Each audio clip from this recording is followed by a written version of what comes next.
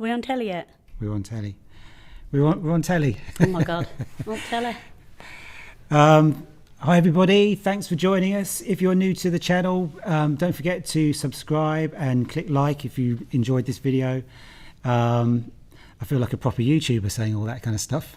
Well, you are a proper YouTuber, aren't you? Yeah, it's got to be done though, isn't it? So anyway, I'm delighted to have as my guest this month the wonderful Esther Bennett. Thanks for coming. Everybody. Hi. Yeah, so let's go straight in. You sound like you're from Birmingham, is that correct? However did you guess? Now, the thing about anywhere in the West Midlands, to people who don't live in the West Midlands, all the accents sound the same. But are you from Birmingham? Because there's Birmingham, Coventry, Dudley, all these different places. Yeah, I am from Birmingham itself, the centre of Birmingham. And yeah, the accents are quite different, aren't they? I mean, people often use Black Country, which is like Amia and Albaint and all those sort of things. But no, I'm from Birmingham itself, so we're much more sophisticated. Oh, so you're more cosmopolitan. It's a second city. Yeah, and so you kind of were born there, grew up there. What's your earliest musical memory? What's the earliest things you can think about? Well, I mean, there was always music in the house. Mum was a great jazz lover, big Frank Sinatra fan, and she loved big bands and jazz. When I was very little on a Wednesday night, her and a mate Joan, I'd go out dancing to big bands. Oh, just press record so we don't lose anything. Would have been the Sid Lawrence Orchestra and things like that. And my brother was the one who bought all the stereo, the sound, always had the latest stereo and things like that. So there was always music being played. None of them were musicians, but my brother-in-law was a musician, my oldest sister's ex-husband there. And, he played piano and played in the church, played organ. And so family dues would always end up with a bit of a sing-song. And I could always sing. And at school, actually at my grammar school, there was quite a good music department. But I think it was mixing that culture and subculture thing, because Birmingham's, there's a lot of music, there's a lot of reggae, there's great jazz. There used to be a great jazz club called Acafest. I'm talking pre-conservatoire days. And blues. There's always been a great music scene. So you grew up with a lot of music, and I regret not doing music, studying classically for the saxophone, Right. But Mrs. Flowers, my music teacher, used to say, "Oh no, you're a little monkey. You're always messing around, but you've got a great voice." Because I was always the one at the back going, "Oh," and so this being is an idiot, really. So you started singing at school in class. Well, everybody does music at school, don't they? And I just didn't carry it on as a subject. I went to art college when I was 16, which was great, Bourneville Art College, and then I came to London. It was about coming to London. It was when I came to London that I started doing music properly, bought a saxophone. So when did you start playing the saxophone? Well, I was about 18, and I was at art college, but I mean, it was about coming to London, and we were going to see gigs and clubbing and getting into jazz, and the fine art. There was a jazz band in one of the fine artists had got together a jazz band, and they said, "You've got to get this We Three Kings album," and so I bought a Welt Clang saxophone from Macari's in Tottenham Court Road, and as well as being I didn't spend an awful lot of time on my course there, really, the art and design course, but I was going to the Oval House Art Centre, Eugene Skeef and all the South African guys, Becky and Zaleko had come through, and we're teaching workshops there. I went to Stockwell Music Works, had lessons with Lee Etherington, and there was a big band. There was a Stockwell Music Works big band, which was led by a guy called Matt Fox, who used to run Happy End. I don't know if you remember that. Sarah J. Morris was in that. In fact, his son, Reuben Fox, he's one of the young lions now.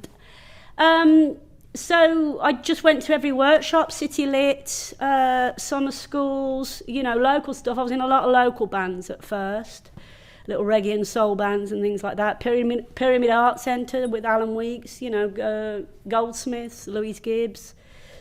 So I started accumulating knowledge, and then Lee Etherington introduced me to the 606. Okay. God, you're running ahead of me. I have so many questions. And Sorry. That's it, everyone. Good night. Thanks. No. So I was going to ask you what your first instrument played was. You've answered that. It's a saxophone. So then, did you have any bands did you start? Were you in a particular band, or were you just like freelancing and meeting lots of different people, that kind of thing? Well, in Lambeth, when in the early days around the Oval House Art Centre times, I was in an all-girls soul band called Kite. There was a sort of singer-songwriter band that we were in sight. So it was like reggae soul and stuff like that. And then I started to get more into the jazz and go to jazz workshops. And okay, great. the big band, really, the Stockwell Music Works big band was the first proper jazz. We gigged at the Bates Clef and, you know, the Plough in Stockwell, which was a great jazz music venue. So that was the first jazz band I was in, really, before I started doing duo work, you know. Okay, great. Some questions coming in. If you've got any questions or you want to comment at all, just put it in the comments on YouTube and hopefully we can get to you. I've prayed to the internet god, so hopefully the stream's going to work tonight. I'm recording all the audio anyway, so we're not going to miss anything. Sarah Dowling says, Esther, you look really cool in that jacket. Oh, thanks, dear. I had such a rush and I curled my hair, but it rained on it, and you know what it's like. But yeah. Thanks. Yeah. So your first kind of gigs when you came to London, when did you start to sing as well as play the saxophone? Were the two hand in hand, or were you first predominantly a saxophone player to start with? Well, I was playing sax, but I was singing as well, because at the same time, I won't go into it too much because it's a tangent, but I spent about 10 years doing theatre. I got my Lambda certificates, and okay. I had a singing teacher there and was doing sort of, you know, amateur musicals, but then did a lot of acting and fringe. And so at first I'd got together with a guy called John China, who was a great piano player, and he was one of those older guys who had done a lot of TV work in the 70s, but knew the songs in every tune. And so at first it was just saxophone, and there was all these little Pizza Expresses everywhere that were doing gigs. Yeah. booked by Tucker Finlayson, actually. Oh yeah, that's right. And Dave Silk, he was a bass player with Acapulco, I think. And right, yeah. The early days of the Archduke Wine Bar and Brixtonian Wine Bar. So I was doing it, and then I started to bring the singing in. Do you want me to carry on, or no? Another question. Yeah, carry on if you like. So I was playing sax, and the lack of classical training, really, I couldn't play what I was hearing. You know, right. I didn't get my semiquavers together. Nice melody, nice sound, great sense of rhythm, but it was frustrating, and I think I suddenly then decided, because I was doing acting, singing, and sax.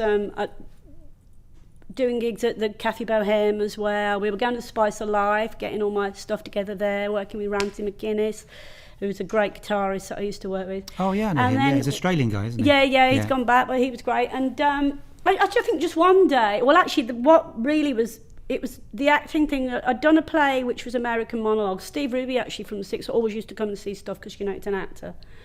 And there was an agent there. We'll have to go into that. Pardon? We'll have to go into that then. We'll go into that. And they said, great, but we want to see you doing RP, you know, received pronunciation. So with a friend of mine, George, who's an actor now, we did this Eight-Born at the Soho Theatre, and I really worked on the RP. And at the end, the agent came up and he goes, stick with the Birmingham. And I thought, I mean, he wasn't being mean, I just couldn't pull it off. And I think it was at that time I thought, you can't do all these things, you've got to do one. Right. And I decided just do the singing, because everything I'd done, because I've always done lots of dance classes as well. I just felt everything that I'd done, the art, the acting, the musical study. I mean, I did study, you know, in City Lit courses, and great people along the way, Eddie Harvey, even Duncan Lamont. We probably didn't remember that. My first summer school, he led the big band. Right. But shame we never got to talk about that, because only looking through all this stuff for this show, I thought, oh God. You know, but I'll talk to his son about that. So all the knowledge I'd collected, it seemed to all fall into place. And this was like about the beginning of 2000, and I did a nice little demo. And then people were saying, you've got to do a CD. You know, you've got to do a CD. So 2004 I did. Oh, great. And that's the one with, is Duncan Lamont on that? No, this was called Shaw produced it. Great musicians on it: Leon Greening, Ollie Hayhurst and Simon Little shared the bass, Mark Fletcher on drums, and guests including Steve Ruby, Alex Garnett. And you know, it's your calling card. Nice CD. It gets played, you know, tracks get played at the moment still, and it stands the test of time. It's nice, you know. Yeah, I didn't like it at first. It took me 10 years to listen to it. Well, listen to it without going, and no, it was good, and it got me the, you know, first gig at the 606, CD launch in 2005, and then you're on your way on the proper jazz scene, you know. Brilliant. See if there's any more questions. Andrew Pearson says, I'm enjoying a nice cheese toasty watching this.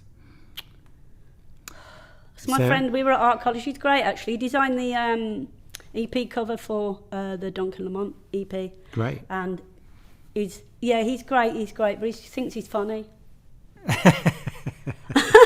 He's from Birmingham. Yeah. So I don't need to say any more, really.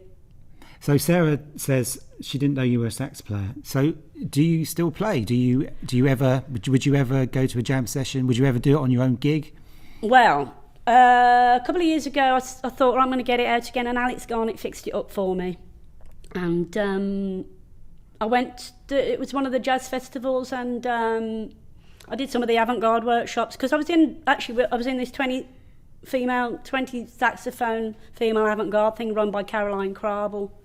That was good more than 10 years ago or something like that. And so I really liked the avant-garde thing and Maggie Nichols and all that lot. So I did some avant-garde workshops. I think Jason Yard ran the sax one, and I thought, right, I'm gonna get back into it. And I sort of started sourcing workshops as well. I thought, I'm going to, at least try and get 19 years together or something, and go upstairs to Ronnie's, to Andy Davis's jam, Yeah.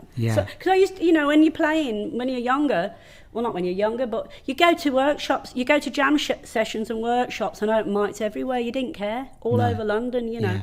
I took it to Barcelona when you still could. There was a fantastic little club called Peepers, and I said, I want to play Recorder Me, and they were like, sorry?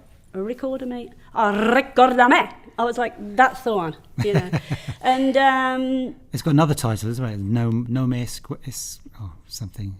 Don't Record Me, I would imagine. Yeah, it's in. You see it written. It's both the same kind of translation, but they're just two different titles. I've seen it. I didn't know that. No, I didn't know that. But I do know how to say it in Spanish. Right. Recordame. And where was I? I've gone off. You were upstairs at Ronnie Scott's, Andy Davis. Oh, yeah. And so I thought, right, I'm going to go to workshops. I'm going to go right back to the beginning and go to workshops and, summer schools and things like that. And, of course, then COVID came in. And but I was just talking to Hannah, and I said, look, I wouldn't... Just something simple, no soloing, or well, maybe a little bit, and she's got a composition with harmonies, so we're gonna do a little, because I can read, I can play. So do you play alto or tenor? Alto. Right, that's great, because she plays tenor and baritone. Tenor, yeah, and so I'm looking forward to that. Yeah, that's a good little project to do. Yeah, surprise a few people. Yeah, I mean, no, it's no pressure, but when I was playing, I want to. If it's just funk and soul and stuff like that, but I want to be playing like Rachel Cohen and Alex Garnett. That's what I'm hearing. I mean, it's a jazz thing. I've only ever gigged on the jazz scene, really. If there's any pop bands out there, want a girl on sax, I'll be away. You won't see me. Lots of people saying hello. Jane P. That must be Jane Parker, I think. Who else? Bruno Dambra. Hello. Yes, you were on my first gig with Esther. She was playing sax. Yeah, because we used to work a lot together. In fact, he's written one of the songs. Not the one we're going to sing. One of the ones on our new EP, Wandering Lost. Yeah. I wrote that with Bruno. Actually, can I just give him a plug for his latest album? He did a CD launch, which we should do as well. But it was really great, and loads of talk about Napoli and Naples. And it was really lovely, actually. It's really, really good. So, hi, Bruno and Ange. Beverly Byrne, looking great. Esther, love your stories. You. Fiona Ross, looking forward to your performance. Mezzo Man UK, whoever that is. Trevor. Trevor. Trevor Mezzoman UK. That's his Well, he title. sounds good, but we'll get to know I you, can remember I'm sure. a couple of gigs where you played sax. The Archduke was one. Yeah, the old Archduke. And Deborah Bennett That's my sister. said, Hello. Esther played sax at my wedding back in the 90s. Great I stuff. did, didn't I? Yeah. That's my sister Debbie. Actually, when I did Just in Time, I must say, most of the tracks that I chose off that were from her record collection, Janician. She was the one who, had all the singer-songwriter, Leonard Cohen type stuff, but Janician, that track, and some Elton John stuff and things like that, stuff that you try and make, singer-songwriter stuff, and then you turn it into jazz, don't you? Brilliant. Should we play something? Yeah. Cool. What should we do? Fee, fi, fo, fum. Sounds good. I'm just, going through the... how you do. Yeah. That's it. Thank you. How fast? 1, 2. 1, 2.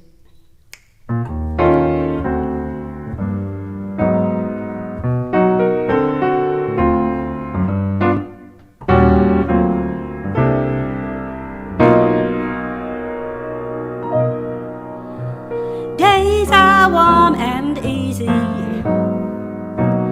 when you smile. The world is funny, bright and breezy. We're just worthwhile. The fight for the fun that you have when passing by. The fight for the fun that you hum, and who knows why. Reveal your heart and folly daydreams. We prelude that everyone fee-fa-fo fum good mood. Days are warm and easy when you smile. The world is fuller and brighter and breezy. You're just worthwhile. The dip, do bap wow.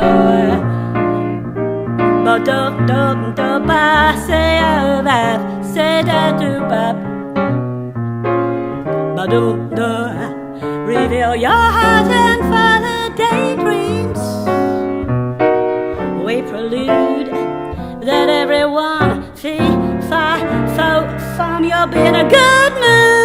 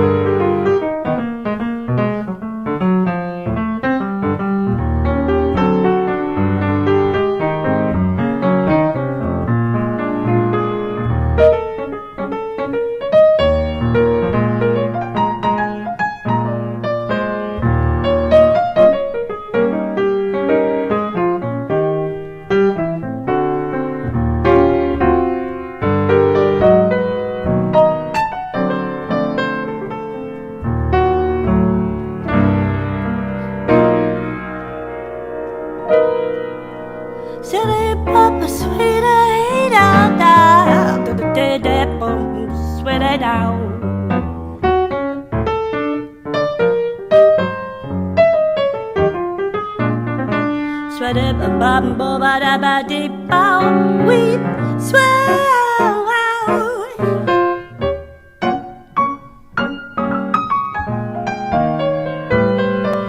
Set up up way low, bow.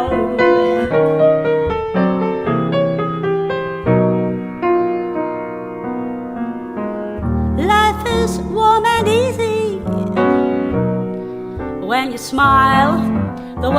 funny, bright, breezy, yeah, just worthwhile. The Friday photo from that you hum when passing by.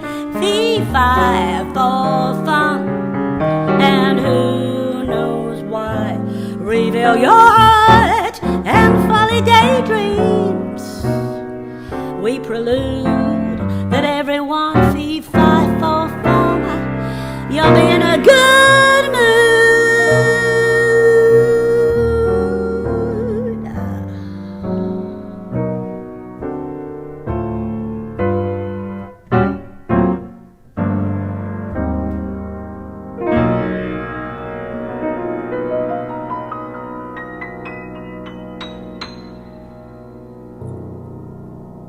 That's all right. I nearly fell off my chair at one point.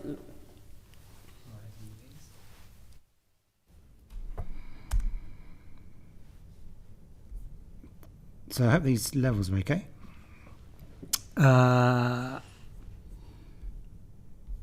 Somebody asking the same question. Are you still playing the sax these days?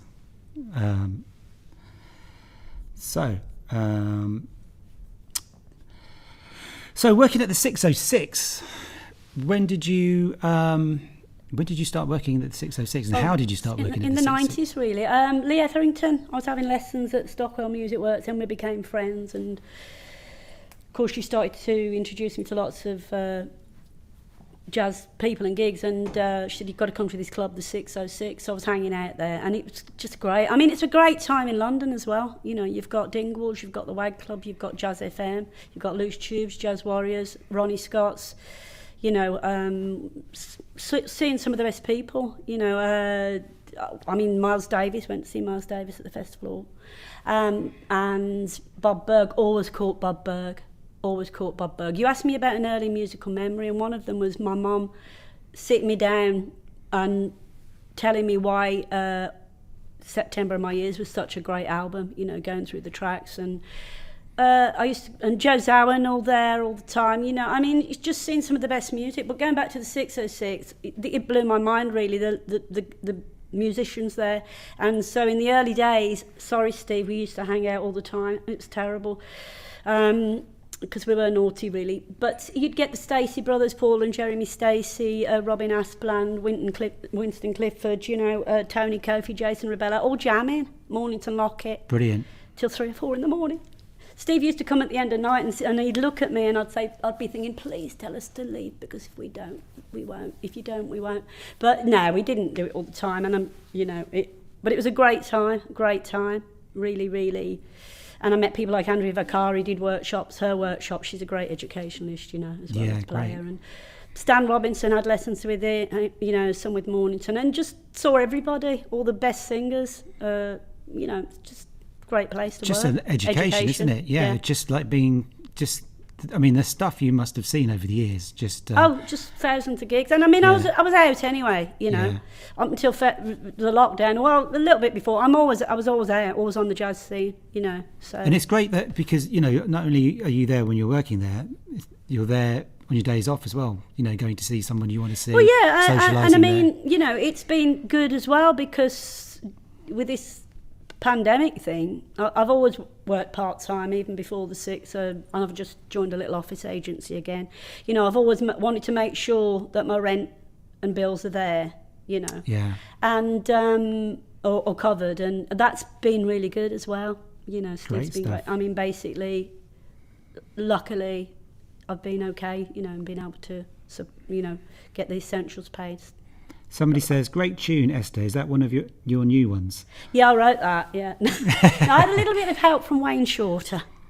Who wrote the words to it? Oh, there's a Patricia Bessens, I think. She was a European, Belgian or trumpet player, and I found it on YouTube, you know, and I'm assuming she wrote the words, actually, but really great. She doesn't seem to work much anymore, but, you know, that great European jazz vibe, you know. Great stuff. Just check it out. Yeah, all good, I think. So then these are all the pros about working at the 606. Are there any cons that you can say on live? It's really. all brilliant. No, but so obviously none. No. That's good. Good answer. And what's it like working with Steve? He's such a. He's amazing. He's just. I don't work with an him. institution. Oh yeah. I mean, I've never worked in the office and things like that. You know, it's just I'm on the floor there and I gig there and stuff. You know, so I don't know about all the business side or whatever. He's kept that place going. It's amazing. It's amazing. Yeah, he's amazing. You know, he's a great guy. And also, not only that, but he played on your CD and. Oh yeah, he's on the gigs and first stuff, CD, and you know, no complaints. Brilliant. So that leads us on to some of your projects that you kind of started. So one of the ones I kind of know you for really is the Duncan Lamont Songbook. So how did that come about? I met him in the 606, and of course knew of him, and he said, "Oh, you should sing some of my songs," and then I thought, well, actually, why don't I do a project around it, the Duncan Lamont Songbook, you know, and he was up for that, and I, you know, got it all together, worked on the songs, I'd go to his place, work on the songs, you know, and we gigged for about 8-9 years, and I said, let's have all the singers with us, so Sarah Moore, Tina May, Daniela Kleins, Beverly Bairn up north. If we did Wakefield and the Oakley Jazz Festival, we'd work with northern musicians. Maybe John Crawford had come with us, but you know, there's so many, you know, there's Leeds University, Leeds College of Music. There's so many great players up there. Did Swansea Jazzland, the 606, we then turned it into his birthday gig. The best one was the Scottish gig, you know, in Greenock, where he was from, because I know you've got relatives in Greenock. I do, yeah. I've got exactly. an aunt in Greenock, yeah. Yeah, well, Greenock was where we did it, and of course he spent time there with his childhood friend and his son as well, became part of the project later. Well, you know, we did that gig at the Bull's Head Barns, didn't we? Yeah, that was great. You know, the tribute gig. Yeah, it's just a great 8 or 9 years, really, you know. And the great thing about him, because he was still writing songs all the time, it was almost like he had this huge catalogue of stuff to go through for you to learn and, you know, pick songs from. But not only that, but he was still writing new ones. Yeah. I remember the gig you did here for that little festival, and there was a great song that you sang, and it was about the bass player who lived upstairs or downstairs. Oh, yeah. And I just thought that was so clever. It was musical, but it was comedic, but it wasn't. It was just so good, and the words and the tune and the out of tune note was fantastic. Oh, there's loads of comedy. I mean, I think as well, there's those guys, you know, they were writing the whole library music and the writing for television, and he was interested in all of the arts like most good jazz people as well. Yeah. You know, so it's all there, isn't it? It's all. Yeah. He was a lovely guy as well, because, you know, he had time for everyone, didn't he? He was always be at a jam session somewhere playing behind singers, and just, you know, he just really enjoyed performing and playing, didn't he? Yeah, well, it's your life, isn't it? You don't stop, do you? You don't end it. No. Somebody asking, did you write those lyrics? I think we've covered that one. Caroline Gratian, is it Gratian? Yeah, she says hi. Yeah, she actually, when I first came to London, Caroline, we were at art college, and she just knew so much about music as well. She used to say, we've got to go to this gig, got to go to that gig, you know. So we've stayed friends. She's got a little fashion school for children, but we met at art college, and we're very good friends. So what's your lockdown experience been like? How have you kind of coped with the whole kind of year of COVID? Well, I just thought, I'll start songwriting. I'd already got some songs that I'd written a while back, some of which I've performed, and then I went through my lyrics. Most of them weren't great, you know, 20-something. It's like a teenage girl reading a diary at you. Really. Yeah. Oh, you don't realise that you love me, and you'll know that what you missed out on, all that rubbish, you know. But the ones that are good, I really like, you know, and actually... So I got those out and thought, right, I can work with those. And because I don't have, piano accompaniment skills. I can use it as a tool, but I can't accompany myself. I thought, right, I'm going to do, the contrafat thing, where you sort of write the different melody and words over an existing set of chord changes. And that was quite fun. And one's on the EP, the other isn't.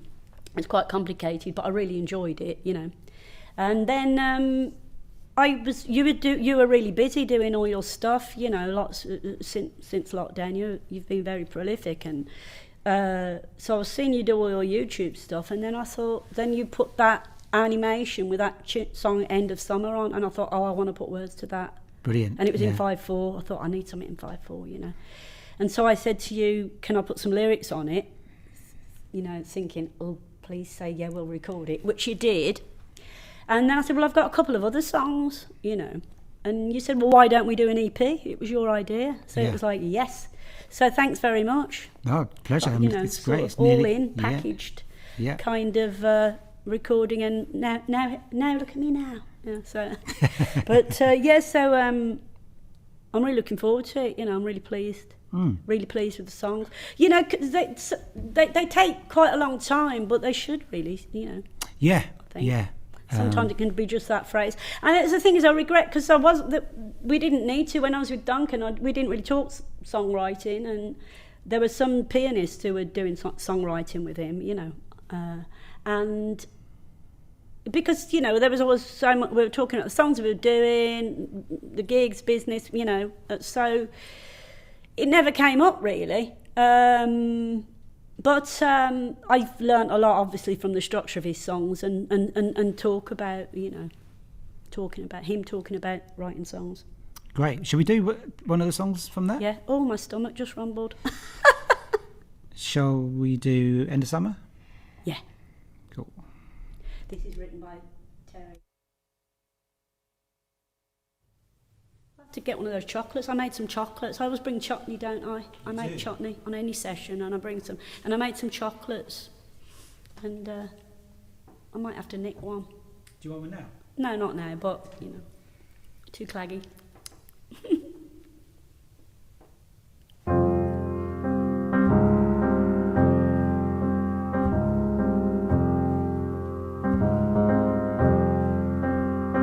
We come, we grow, we feel youth's glow, fill our need, but seldom heed the seated sun's needle sows. Our sunburned hands in autumn sands, come September, let youth's ember softly land. Time will kneel, and with it tell untold blends of life's aura. Keep love in your sight, let its sparks grow bright, then die.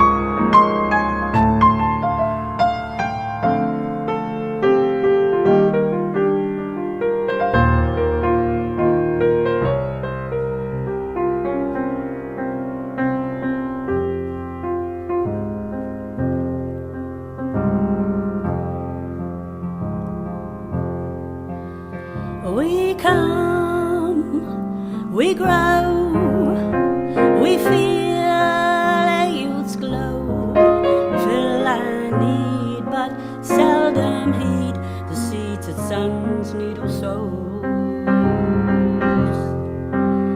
As sunburnt hands in autumn sands, come September, let youth's ember softly land.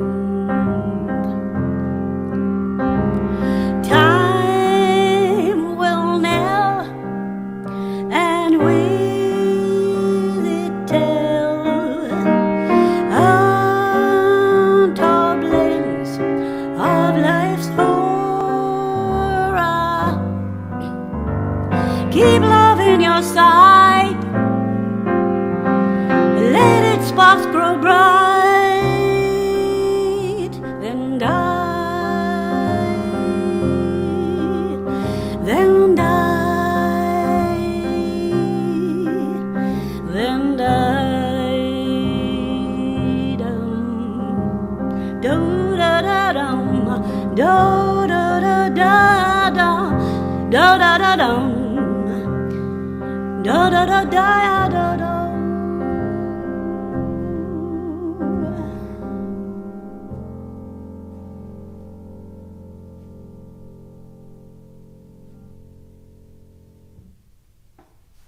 Not sure if that ending worked, did it? Yeah, it did. A little bit. I'll tell you about the ending, right? I tried to work that in. Yeah. I'll just tell you about the ending, which I'm not sure it worked there, but I only sort of thought it up today. That album, oh no, I've given away the competition. There's a riff, da da da dum, la da da dee da da da da. If anybody can, the first person on the line there on the chat who can say what that melodic riff is from, what song it's from, and the album, will win a copy of our EP as soon as it's out in late February. Ooh. First person. Cool. So just to reiterate, that it was that vamp melody you were doing at the end of that tune is from something, and the first person to get it. First person? The first person Has on to be the there. first person, because they will just copy the answer of the other person. Yeah. So the first person that comes up with it wins an EP. I didn't demonstrate it very well, so you'd be really clever if you get it. Cool. So what kind of gigs will you be doing in the near future? What kind of so you see I just remember your Vortex birthdays, which used to kind of do a yearly gig at the Vortex, didn't you? So when with the new EP, with the Hannah Horton thing, still doing the Duncan Lamont things, are you still going to be going out and up and down the country? You've got something lined up in the West Country or something? Yeah, me and Hannah, the Hannah Horton project, we've got, it was meant to be last year, of course, we've got a little mini tour in the West Country with the Craig Milverton Trio, so that'll be like St Ives, Teignmouth Jazz, the Bebop Club, Bristol Bebop Club and Ashburton Arts. But, you know, I mean, we've just got to see what happens. We've got the Blue Vanguard as well in, you know, last year, but we've just got to see. You know, these places, we don't know if they're going to open. We hope so. I mean, yeah. How did you get to meet Hannah Horton? At POSC, because that was one of our favourite venues, isn't it? POSC. It is. I really love POSC. Hi, Peter Kazmarski. And I gig there quite a lot, and you do your thing with Janet McCann once a month, and Yeah. it was there. Hannah saw me singing, and she sent me a little message, and so we thought, well, let's do something together, and let's do a little project together, you know. And we've done some gigs, haven't we? We did the Verdict in Yeah, Brighton. that was good fun, wasn't it? Yeah. Except when the PA stopped working halfway through one of the songs. But it was fixed promptly. Yeah. I wasn't. Yeah. Somebody says, gorgeous tune and lyrics, sounding great. You sound totally at home in 5/4. Oh, God. That's yeah, from it's fine, Tubax it's fine. 61. It's a little bit fast, wasn't it, that? But no. I'm really nervous. Go on. It's a tiny little bit faster on the EP, actually. Is it? Because I've been mixing it today. Sorry. That's okay. So I can hear we did it slightly down. I think every time I play it, it's a different different tempo. Yeah, it's all right, from when I isn't it? wrote it, and then I did a solo version of it to our version. So, but it is what it is. Yeah. Any questions? Just keep firing them in.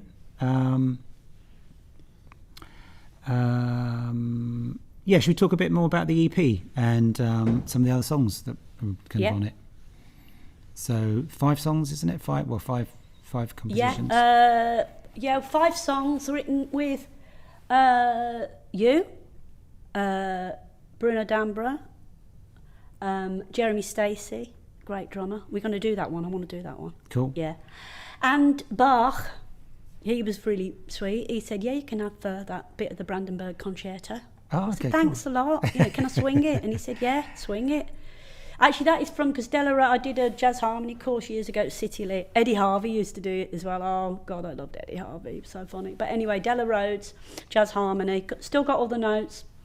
And she said, you must get the Brandenburg concertos, which I did. And then this one is, that one is, was written for Duncan.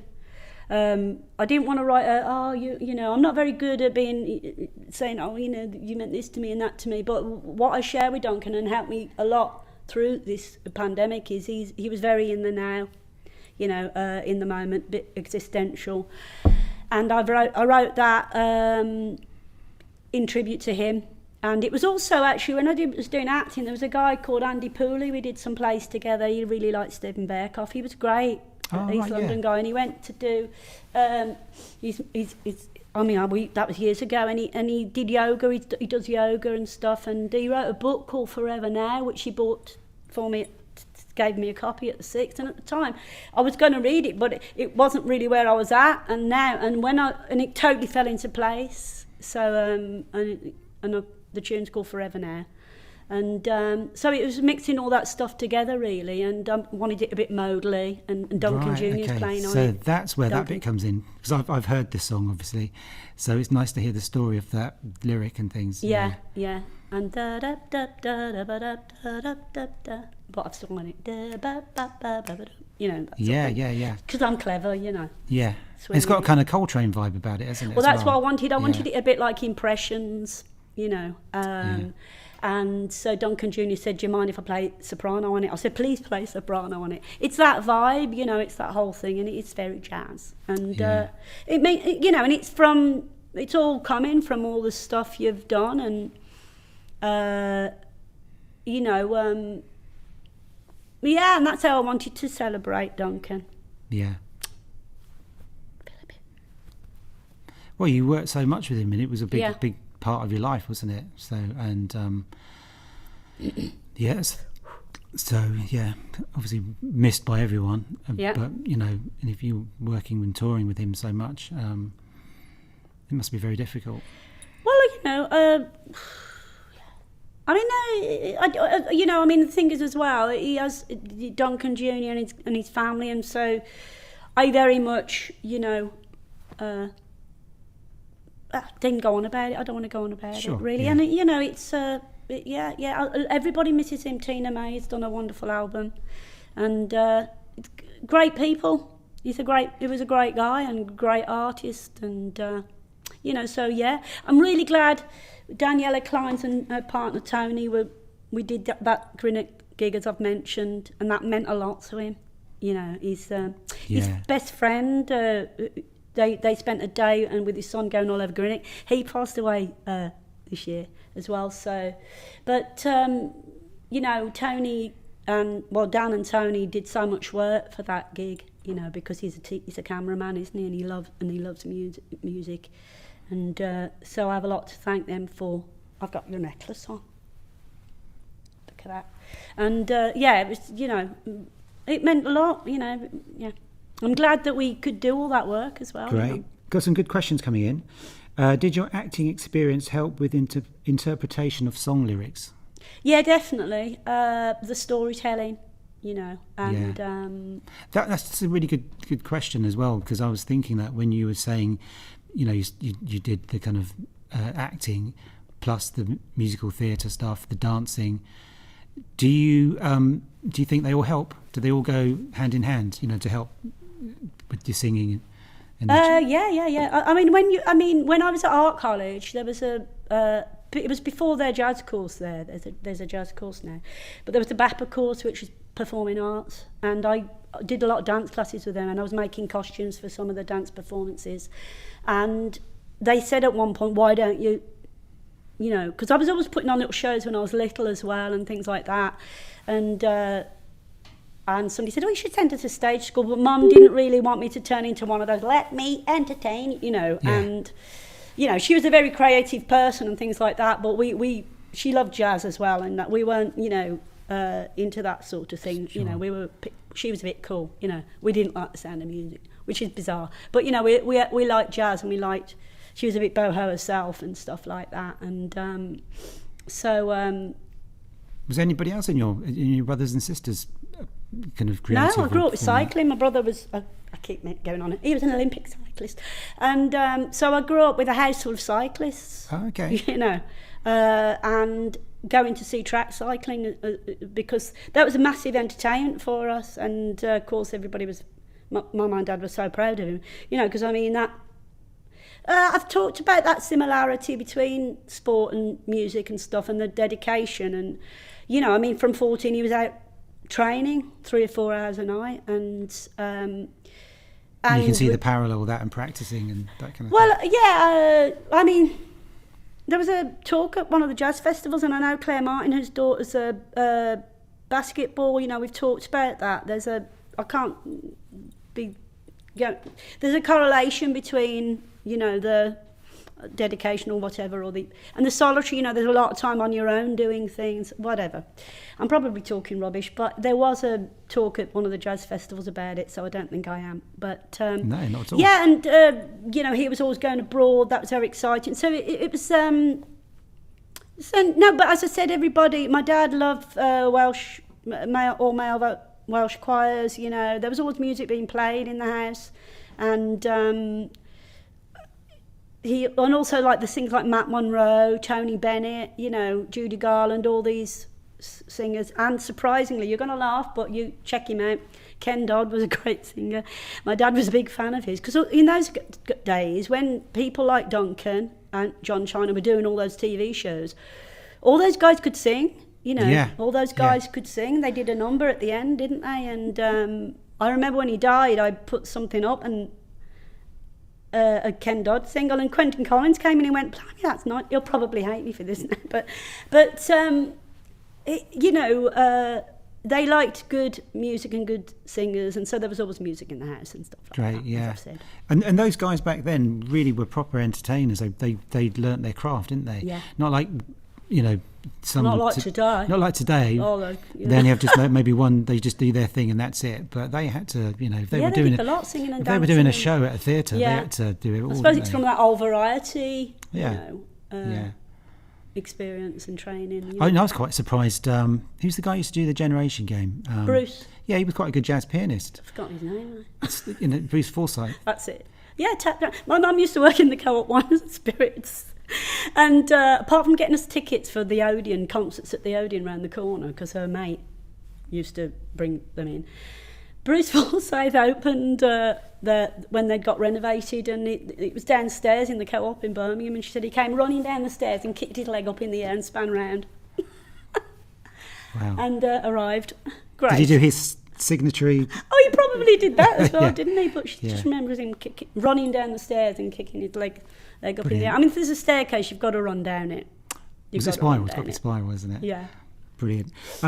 Sarah asks, you've been on the London scene for a long time and have seen all the greats and have lots of experience. What advice would you have for a budding jazz singer in London starting out? Who's that? Sarah Dowling. Budding, yeah. Sarah Dowling, you're gorgeous. Oh, God, what advice? I don't know. Be like you. Sing like you. She's great. I love Sarah. She's just so good and really sweet, and she wears great dresses as well. I really like her dresses. I can't think. Don't drink as much as I did. We had that conversation. She was upstairs at Ronnie's. Yeah, I can't believe it. The good thing about COVID, No wine. I mean, 'Cause I have the odd white wine, but not like, you know, because we were always battering around Ronnie's, you know, and which was great. Everybody was having a good time, but I can't think. I'll have to get back to you. I think you're doing everything right at the moment. I can't think of anything else you need to be doing. Maybe it's a question. Maybe it's more of a question for everyone rather than just her. I don't know. It sounds like it could be for her. Yeah, I should think. Should I hang out, go out all the time, hang out? Well, you can't at the moment, though, can you? Hang out on YouTube. This is the place. Our YouTube channel. This is the place to hang out. Yeah. I know if it was normal times, it would be just live it, just have music all the time and go out to jazz clubs all the time and as many open mics, and I don't know, it's difficult because it's an unusual time. And also people are coming through the colleges more, so they're automatically working with people, you know. Yeah. What differences do you think, what changes over the last couple of decades do you think has happened in the London jazz scene? I suppose more people are doing it, you know, because of the college courses, and so there's a lot more people who are out there, and social media has made an immense difference, of course. Yeah. You know, I mean, a couple of decades ago, you're networking and communicating. Do you think things have changed in that, you know, where you'd had to go to jam sessions and hang out with people and form social bonds, you know, in real life, you know, with, you know, making friends for life sort of thing, and now these days with somebody coming out of college and then just having a Facebook event and then going to it and turning up at a Facebook jam or something, do you think it's you know, have we lost something, or is it just a completely different way of doing things? I think everything should, you choose to make it an addition, you know. It's like is it too cold? Is it too, you know, you can, you know, you've got to be, I mean, you can't be, well, it's difficult, isn't it, because we're in an unusual time where you can't be going out and everything's, you know, live streamed, and so I'm trying to remember what it was like, but there's nothing like, you know, I mean, hanging and being around musicians, you know, and working and just absorbing in the jazz nightlife, I suppose, or if you're teaching daytime. But I don't know, it's really hard to imagine what sort of because it's such an unusual time, isn't it? You know, but going back to social media and things, yes, it has its downside, but you've got to manage it properly and use it how you want to use it. I think what was good was maybe for people getting older who got they got kids, they could be hanging out at night, you know, without having to go out. Yeah. You know, and so you do see what's going on. It's great for that, because you see what everybody's doing. You see what's going on. Even lockdown, you can check out stuff. Well, if people had been recording it, I suppose. But it's a different way of hanging out. For me, you just take the good things of everything, you know. Yeah. It's come along. Yeah. It's like people, you know, vinyls are big again. So you just add into the palette, aren't you? And use things, don't misuse it. No. Like drink. Yeah. Sarah does say it was for me and for everyone. Yeah. No, it's a great question. I just I'll get back to you on that. Cool. Should we do another tune? Yeah. What should we play? Shall we do another one from the EP? Yeah. Shall we do Please? Yeah. In brackets, Save Me. I wrote this about 10 years ago. This is the one I wrote with Jeremy Stacey, the drummer Jeremy Stacey. The intro, I'd sort of imagined it from, was it Beauty and the Beast? But it's become something else, hasn't it? You know, I love Wayne Shorter. And it's really a bit of a life story. So it's, you know, thinking, oh, should I have, you know, just be normal, whatever that means, you know, or live the jazz life one. And it's my mum sort of going, no, don't burn the candle at both ends. In fact, actually, I did this live at the 606 once. my brother doesn't go out much. You know, they don't go out much. He's not really a nightlife person. But they came here, didn't they? They did, yeah. They came for the Jill, for the Duncan because they live lottery. nearby, and or lived nearby then. And he was at a 606 gig, and I sang this song there. And there's a bit where what's the line? I can't remember. Something to do with not wanting to be told what to do. And I saw him go, yeah. Look right. Is it, you know, as if to say, yeah, I can identify with that. He probably doesn't remember, but I do. Cool.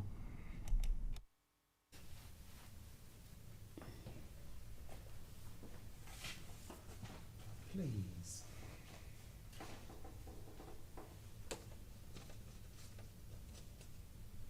Shall I sort of count it? Yeah. 10.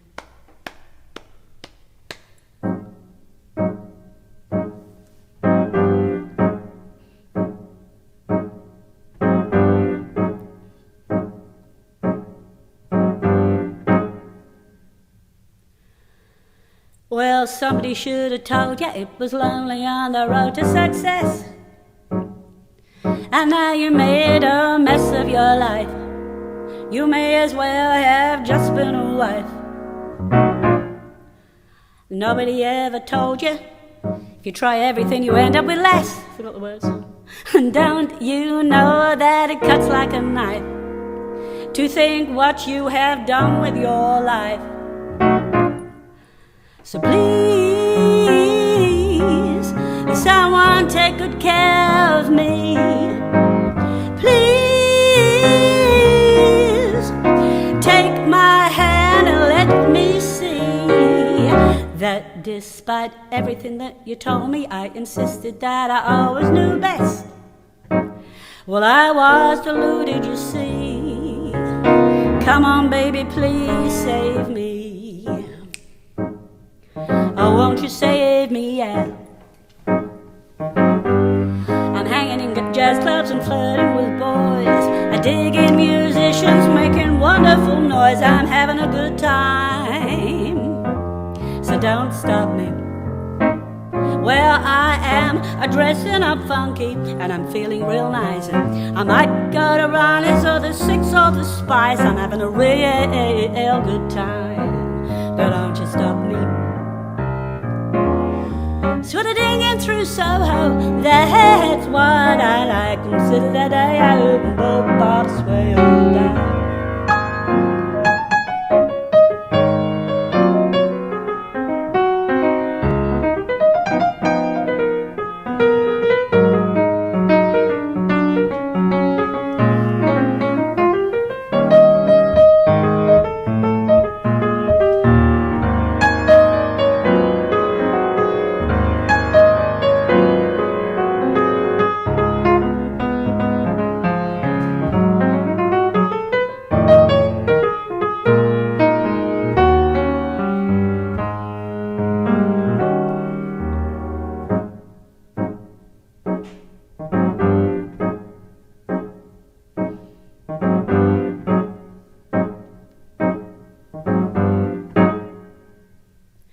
Oh, well, now somebody should have told you it was lonely on the road to success. And now you're gonna make a mess of your life.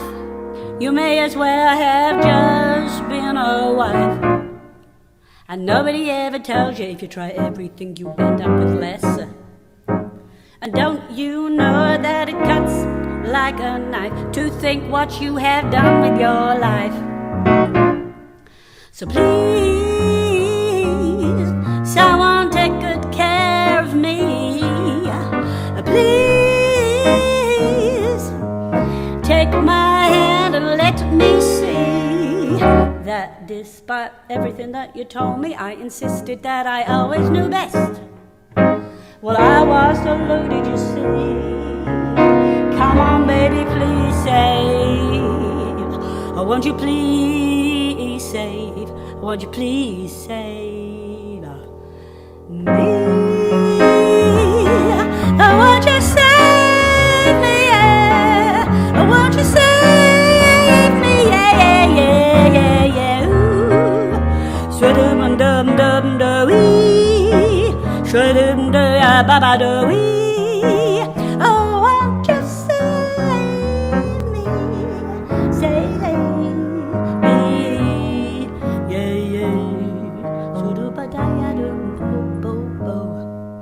da ba da ya da da that's done. Do ba da ya do ba bo bow. I'm stopping because I'm thinking we're recording. We're not. We are. Oh dear, I forgot the lyrics to my own song. Of course, I'm not saying there's anything wrong with getting married. It's, you know, it's just a joke. Beverly Burns says she misses having a glass of wine with you at Ronnie's. I know, Hopefully Pinot one day Grigio. Yeah, exactly. That's what she says, actually. I do white, but I must say, the last time, even if I, have a few more, it just gives me such a head. Can't believe it. I used to sort of have the drinking capacity of a 300-year-old man. And Sarah again says, you should do House of Jade, Wayne Shorter. Really? I'm going to contact you. I stalk her a bit. Oh, do you? Yeah, well, only a little bit on Messenger. She doesn't mind. There's a little gif of a funny little dog. I've sent it about 3 times. We sort of swap messages. Don't we? Yeah, we do, don't we? Yeah. Cool. So moving forwards to the sort of like what you're going to kind of do next. I mean, we've done our EP, but what does the next couple of years, what do you envisage? Be it if we're still in COVID or if back to normal. Well, I definitely envisage going to Ronnie's and having a glass of Pinot Grigio with Bev and Mark, her husband. So they're great people. Little plug, Ilkley Jazz Festival, Beverly Band, great singer. So ambitions, things you want to do when I grow up. Yeah, when you grow up. What do I want to do when I grow up? Exactly. So short term and then even longer term. Well, short term, we're hoping that everything opens up. Well, we got the EP coming out in Feb, haven't we? Late Feb, and I'm really looking forward to that. Lovely artwork. There's a guy who used to work at the 606, Didier Missidoro, and he does lots of great music for film and stuff. And he's a great artist. Check him out. And he's doing the cover of our album, which I think is going to be called. Yeah, I'll give it a sort of way now, because you've all been waiting. Either Safe Place, A Safe Place, not Safe Space. Safe Places or A Safe Place, because Ricky Edwards used to be in Zubot, stuff like that, from the early days anyway. He said he told me this quote. It was from Dick Hextall Smith, and it's basically saying that when you're on stage, it's the safest place because you can do what you want. Yeah. So it's the safest place on earth. So I thought I'd call the REP Safe Places or A Safe Place, whatever fits on the gap. Yeah. And I mentioned that artist now, as well as that EP.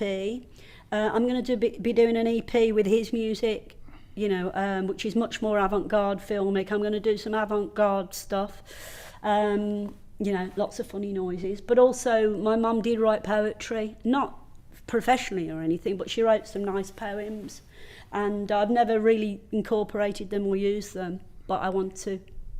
So it'll be more poetry and soundscapes and things like that. Okay. Are you going to actually use your mum's poetry? Yeah. Oh, fantastic. I mean, not, and others will just be soundscapes and stuff, but I'm sort of researching that and listening to his tracks. He's sending me tracks, but really lovely stuff, Great. Really nice. More filmic. Great. So, yeah. Which is nice. It's very different to... Yeah, very different. Because just it's nice to always do things Caffiotto, that sort of thing. Yeah. Yeah. Um, And I don't think I'll bring my sax. I'm just going to keep it to voice for that, And we might be doing another one, mightn't we? Yeah. Well, I'll talk Watch about that this later. space. Yeah, watch this space. Yeah, okay. Oh, he's so gone off that's the good. idea. No, I'm joking. People saying excellent lyrics. Maybe your RP training wasn't in vain. Yeah, I suppose so. Well, when you're singing, your voice goes in a different place, doesn't it? And, Yeah. What about the Hannah Horton project? Would you be recording with her? Anything maybe? Well, she's doing 2 tracks. She's playing on couple of the tracks, isn't she, on the new EP? Yeah. But she's doing her own album at the moment. So I don't know. Maybe something in the future. Maybe in the future, but if we've got a couple of good, because the 2 tracks we're doing are stuff we do in our set, aren't they? And so that'll be enough really to be using in a promotional way and stuff like that. But I know that she's working very much on her own album as well at the moment, so she's going to prioritise that, because that's, and the thing is as well, I mean, difficult getting gigs. Yeah. You know, we can't really be, you know, planning on gigs too much for the first half of this year. So, you know, you know, she's got her own thing to be going on with as well. And so. Any plans to do any more Duncan Lamont Songbook gigs at all? Oh yeah, well, you know, the tribute thing. If Duncan Jr.'s up for it, you know, we'd done the Bull's Head Bar, we did Wakefield. I'd like to carry on because Duncan Jr.'s playing on those. But you know, it depends what people are doing and stuff. I mean, I'm sort of vaguely thinking, you know, last year we had you sort of approached some places about gigs as well, but it's so up and down, isn't it? We don't really know when we're going to be out of this and when the clubs are going to be open. No, it's just, you know, it doesn't even. It's horrible to think about, really. But yeah, I mean, that's why I'm just taking up the time in songwriting and recording and things, because, you know, it's got to stay on it, be creative, and do what you can. And lots of listen to loads of radio, listening to loads of the radio shows, because that's I'm going to plug a bit. You know, all these people who are doing good radio shows, the jazz, not just the Jazz FMs and things like that, which are great, but like Jazz London Radio. Jazz Matters, he does a podcast.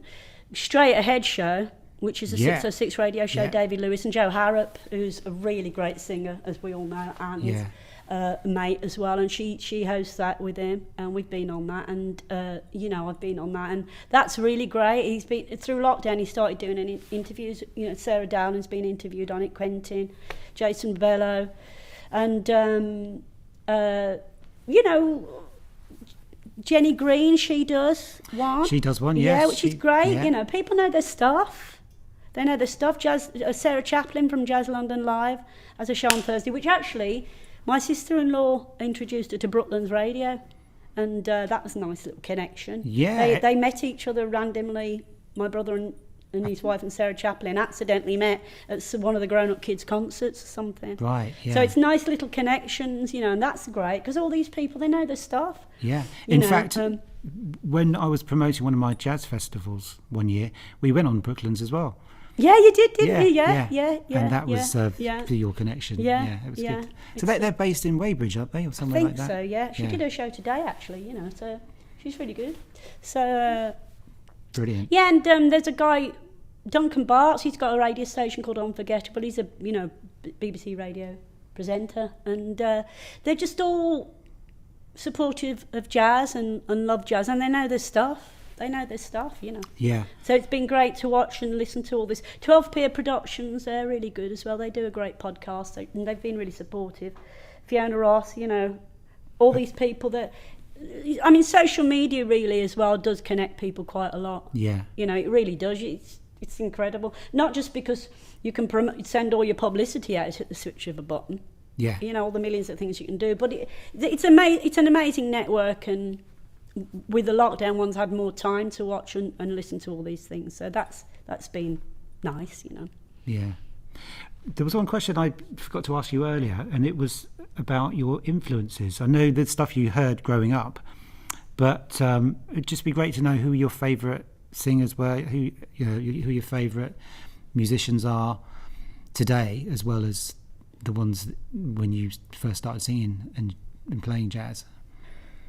Well, I'll go to the jazz thing, because of course we've all grown up with Stevie Wonder, and you know, Judy Garland, Barbra Streisand, Randy Crawford, Aretha Franklin is like, you know,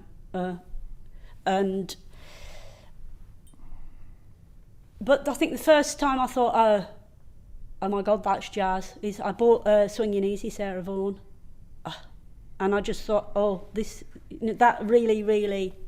That struck a chord with you. Struck a chord in the jazz way, you know. And Carmen McRae, I really like Carmen McRae, you know, that sort of bluesy tone. And my mind's gone complete blank, which is a bit of a shame. But it was Sarah Vaughan, really, that, you know, really, like you said, struck a chord. I should have thought this through more, shouldn't I? I've been talking so much that my mind gone blank. I was massively into Wayne Shorter. I mean, you know,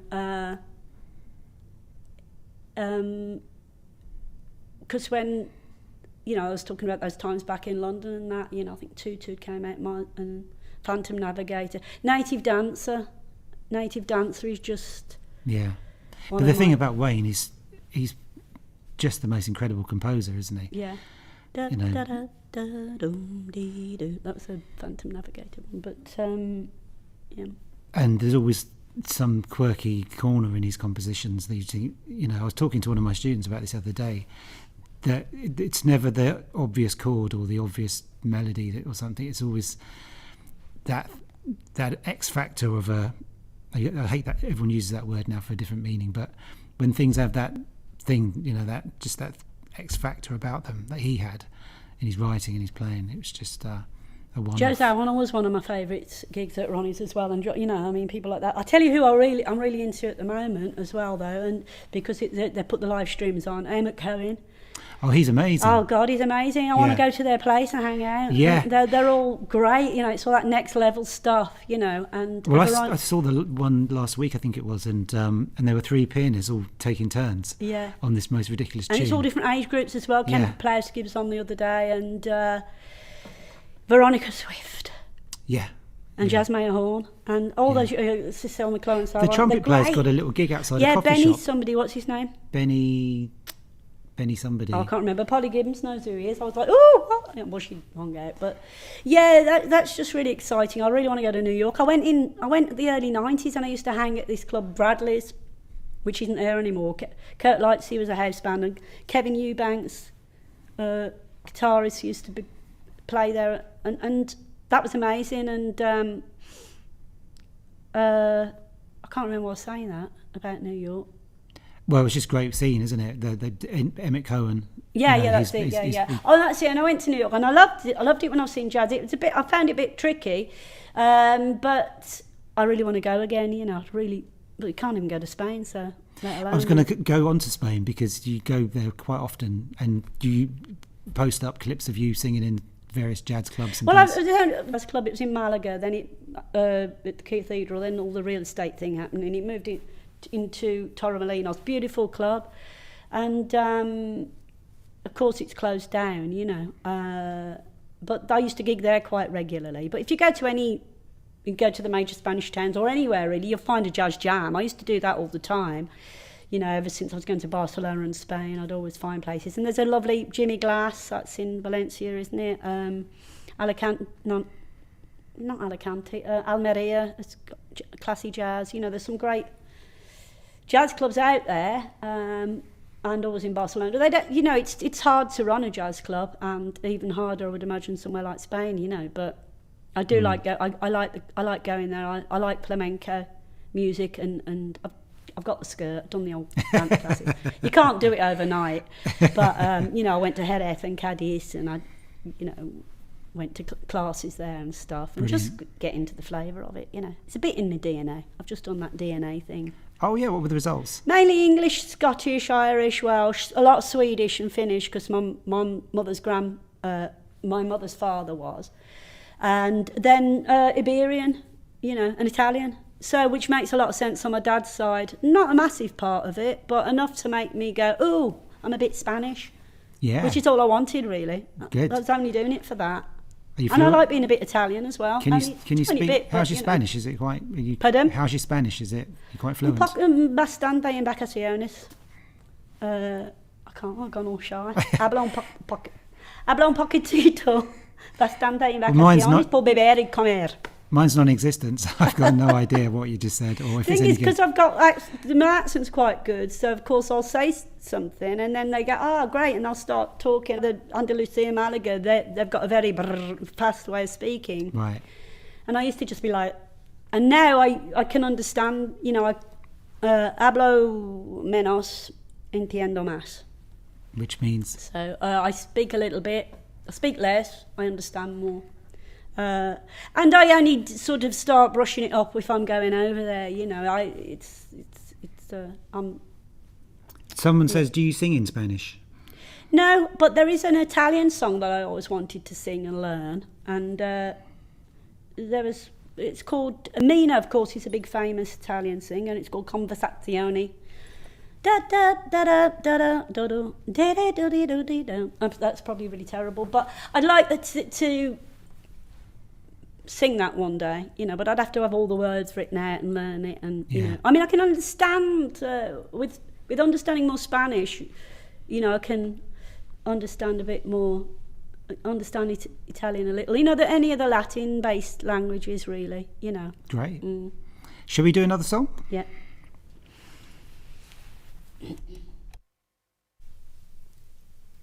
Do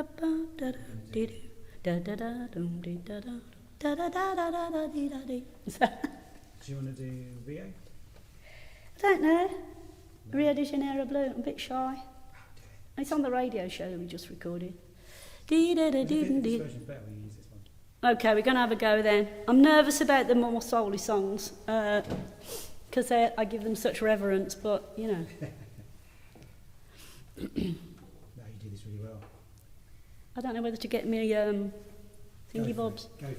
Why not? Give them what they want. Oh, did everybody just see my bomb? Who bought Chili Dolphin bought me these, actually. Oh, cool. My friend. And the official title of those are? Sticks. Are they claves? Are they claves? Yeah. Sorry. Sticks. I mean, it's a stick, isn't it? It's 2 sticks. Oh, God. About there? Yeah.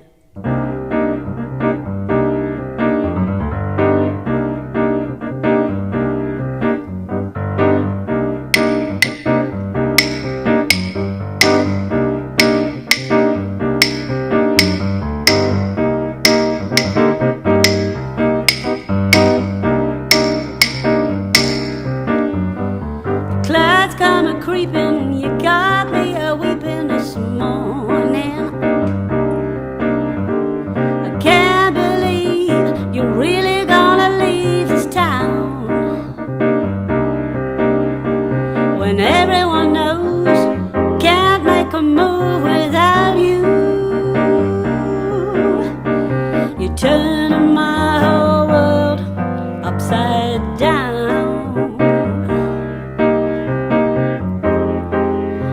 I get a feeling that I've seen the last of you. Rio de Janeiro blue.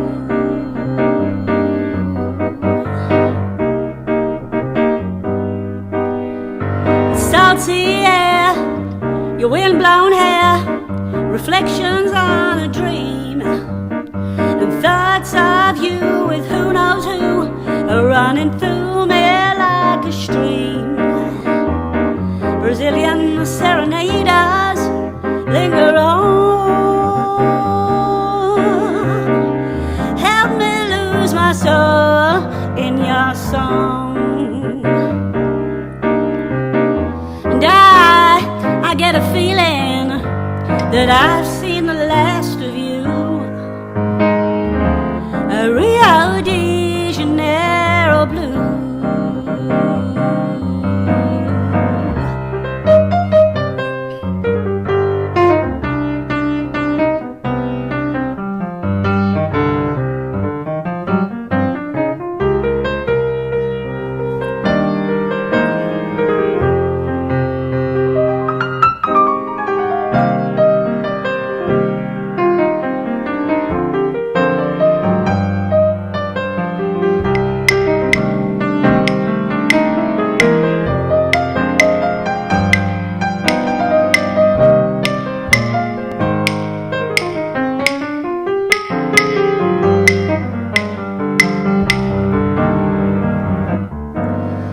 Months go by, I wonder why I'm left here on my own. Could it be my destiny is to live this life alone?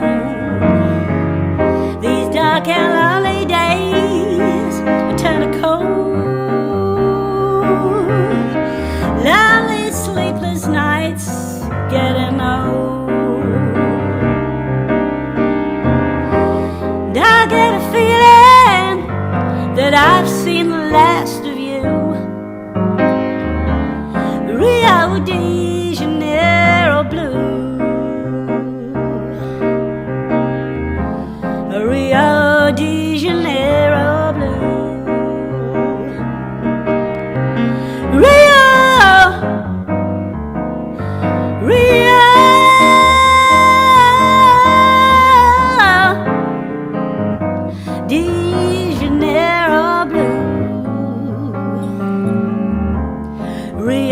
de Janeiro blue, boom, boom. Rio de Janeiro, boom, boom.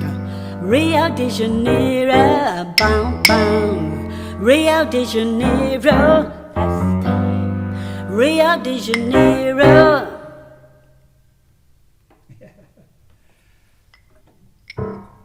Okay, Nice. my claves down.